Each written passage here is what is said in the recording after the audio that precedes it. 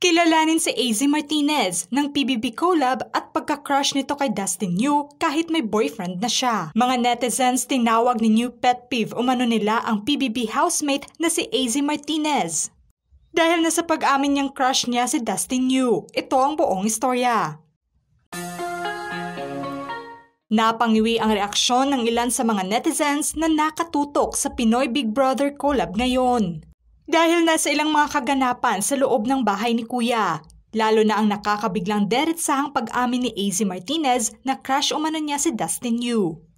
Naging dramatic nga ang eksena ng dalawa dahil nasa pag-confess ni AZ kay Dustin. Ang naging confession ni AZ ay nangyari nga habang casual na nag-uusap lamang sila sa garden ng bahay ni Kuya.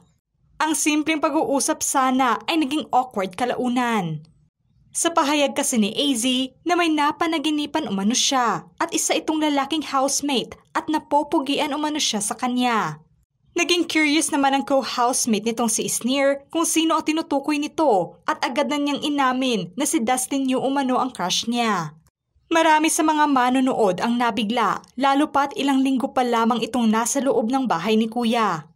Marami naman sa mga kapwa-babaeng viewers ang napangiwi at hindi nagustuhan ang pagiging straightforward ni AZ. Lalo pat itong nag-confess sa isang lalaki. Bago pa kasi pumasok ng bahay ni Kuya si AZ ay alam na ng mga fans nito na may kasintahan din itong sparkle artist na si Larkin Castor for 2 years. Hindi naman may pagkakaila na maganda nga ito. Ang pagiging sexy nito ang isa sa mga nagbigay ng magandang impresyon sa kanyang mga fans. Ngunit bago pa man makilala si AZ sa mundo ng showbiz, unang naging beauty queen muna ito. Taong 2022 nang una itong sumali sa pageant competition para sa Hiyas ng Pilipinas 2022. Kung saan nag-uwi naman siya ng titulong Miss Elite Philippines. Nang hinayang naman ng mga taga-suporta nito dahil hindi nga ito nakasabak sa international pageant dahil nasa ilang aberya noon. Ngunit hindi naman doon nagtapos ang journey nito sa pageant world. Taong 2023 ay lumaban din ito sa Miss Summit International sa Florida, USA, kung saan nanalo siya at naging appointed Philippine Youth Ambassadress 2023 ng Philippine Youth Organization. Sa pagsali naman ito sa ilang pageant competition, bukas naman niyang inilahad sa publiko ang istorya ng kanyang buhay. Kwento niyang minsan rin siyang nakatira sa Cebu noon kasama ang kanyang ina, samantalang ang ama naman niya ay nasa Maynila kasama ang kanyang kapatid na lalaki. Ganito nga ang setup ng kanilang pamilya dahil hiwalay na nga ang kanyang mga magulang. Bukas rin na inilahad nito sa loob ng bahay ni Kuya ang istorya ng kanyang buhay. Naging emosyonal nga ito sa pagkwento dahil inilarawan niyang from riches to rags ang takbo ng buhay nila. Ikinuwento niya na nalugi umano ang negosyo ng kanilang pamilya kung saan umabot na sila sa puntong pati bahay nila ay ibinenta na ng kanyang ina.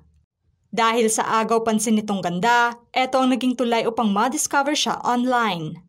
Dahil na rin sa pag-racket niya ng pagmomodelo noon bago mapunta sa beauty pageant. Super proud naman ang pamilya niya sa journey na pinasok niya. Kahit pa man malaking adjustments ito para sa kanya, ay nailaban pa rin niya ang pagsali niya sa ilang beauty pageants at nakapag-uwi pa ng mga corona. Eto naman ang nagdala sa kanya upang mapabilang sa sparkle artist ng GMA.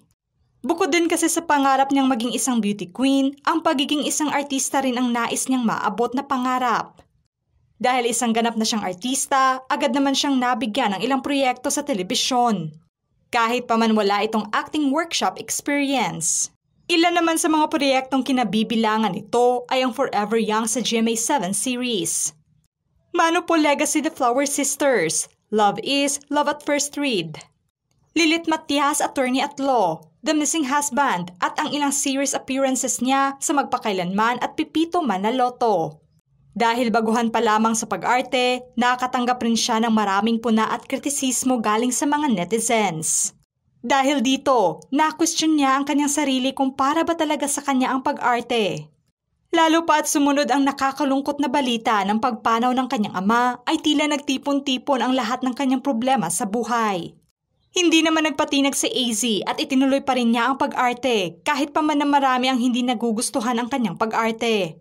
Maliban sa pagiging artista nito, hindi rin niya pinabayaan ang kanyang pag-aaral at isa pa itong scholar sa isang pribadong eskwelahan sa Treston International College. Marami sa mga fans ng misunuring daughter ng Cebu na si AZ ang nakatutok sa kanya ngayon sa loob ng bahay ni Kuya. Dahil sa naging pag-amin nitong may gusto siya kay Dustin ngayon, inalmahan ito ng mga netizens at may ilan ang nainis sa kanya. May agad na komento at reaksyon naman ang boyfriend nitong si Larkin na nasa outside world ngayon. Inamin niya rin na maging siya ay natakot din na baka umabot sa puntong magkaroon ng feelings ang girlfriend niya sa iba. Pinasalamatan at nirespeto naman ito ang naging reaksyon ni Dustin sa naging confession ng kanyang girlfriend. Kung saan hindi rin sinang-ayunan ni Dustin ang pag-amin nito sa kanya. Inihayag pa rin itong susuportahan pa rin niya ang pangarap ng kasintahan. Marami naman sa mga netizens ang nabahala kung sakaling lalabas na ng bahay ni Kuya si AZ. Magiging problema pa umano ang pag-amin nito sa estado ng relasyon nila. Giit pa ng mga netizens ngayon na tila naging malakas umano ang loob ni AZ na umamin sa kanyang nararamdaman para kay Dustin matapos na tuluyan ng lumabas ng bahay ni Kuya si Ivana Alawi. Matatandaan kasi na ang love team ni Dustin at Ivana ay pinusuan ng karamihan. Tulad ng boyfriend ni AZ na si Larkin, saludo rin ang mga netizens sa pagtanggi ni Dustin sa chemistry na nais ni AZ para sa kanila. Ngayon, marami sa mga netizens ang nadismaya sa mga ikinilos ni AZ sa loob ng bahay ni Kuya. Marami pa naman daw sa kanila ang mataas ang expectation na isa ito sa magiging pambato nila. Pansin din ng iba na isa si AZ sa kasali sa ilang mga issues sa bahay ni Kuya, tulad na lamang ng confrontation issue niya sa co-housemate na si Charlie Fleming.